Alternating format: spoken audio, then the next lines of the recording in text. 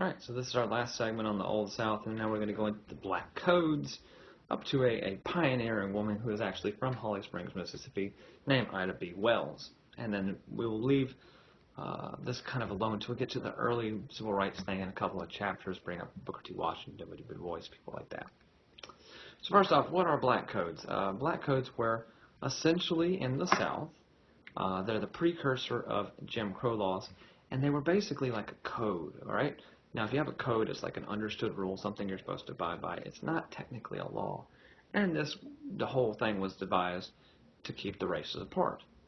And so we have a lot of these separate institutions and things like that. And this will be challenged by a man named Homer Plessy. Now, Homer Plessy belonged to a group that wanted to challenge black codes, and in particular, separate railroad cars. If you're going from place to place, why do you need to be in a separate railroad car? It's like flying in a place on separate things like that, okay? So he gets on the railroad car. Now, people look at him and they go, he looks kind of white. He's only an eighth black. So this was kind of key because he could sneak in from the visual point, and then when they took a census of who he was, things would become apparent. So he challenged the separate railroad car rule. He got arrested. This is exactly what he wanted because they're going to bring attention to this law they feel is unjust and force a court case. That court case is one that will be under state test some way, form, or fashion. We got to know it. Plessy versus Ferguson. So Homer Plessy sued the owner of the railroad cars. His name was Mr. Ferguson. And what they ultimately decided in this major court case is that, yes, you could have separate facilities for whites and blacks so long as they were equal. Now, I told you, 14th Amendment provides equal protection under the law. They use that. That's how they say this was constitutional. As long as you're doing something for everybody the same, you're allowed to segregate or keep them separate. That's what they said in 1896. By our standards, it does make sense. Now, this is the beginning of what we call the separate but equal doctrine. Okay? Separate but equal, again, as I said, was that.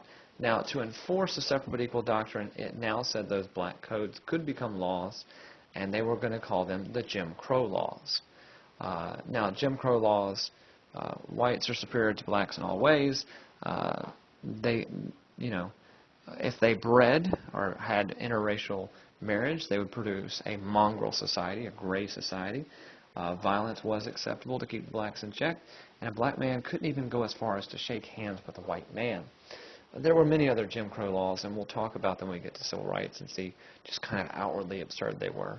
But this lasted from 1896 all the way until the 1950s, guys. That's 60 years. That's a long time. Most of y'all are under 20. I haven't even lived 60 years. And so that's a very, very long time to live under this idea that another race is superior to me. And we'll look at that more, as I said, as we get into civil rights and going through all those things, okay?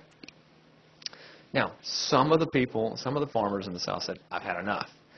They're going to be called exodusters. Now, why are they called exodusters? There is a book in the Bible called Exodus, and it's where Moses went to Egypt to liberate the people who had been in slavery under an unjust king. Does this sound familiar? And get them out and take them to a promised land. These people felt the promised land was Kansas. So the exodusters were southern farmers who fled an oppressive society, much like the Egyptians in the book of Exodus, to go to a promised land and farm for free. And that was Kansas. So those are exodusters, okay? Now, some big people we have here. First off, we have Hiram Revels. And you can see from his sign there, Hiram Revels was the first black man to serve in Congress. He was a native of North Carolina, but he was a Mississippi senator. And as you can see there, he was a Mississippi senator in 1870, before the separate but equal and all these things. Now, some people said, could this have been a token? Could this have been, hey, we're doing everything right. Look, we have our token in here. We have our one black senator, and that's potentially possible. But that was Hiram Revels. Now, the other woman was really big. She lived in Holly Springs, Mississippi. If you ever go to Highway 78, you'll see a blue sign leading you to her home. If you ever have the opportunity to go and see this. Ida B. Wells, later Ida B. Wells Barnett, when she gets married, said the way to right wrongs is to turn the light of truth upon them. In other words, I got to tell you what's wrong for you to fix it. So Ida B. Wells, her big thing she wrote, her big major book, was called The Southern Lynch Law and All Its Horrors. She really didn't like lynching, and she knew it was wrong, so she had to tell people.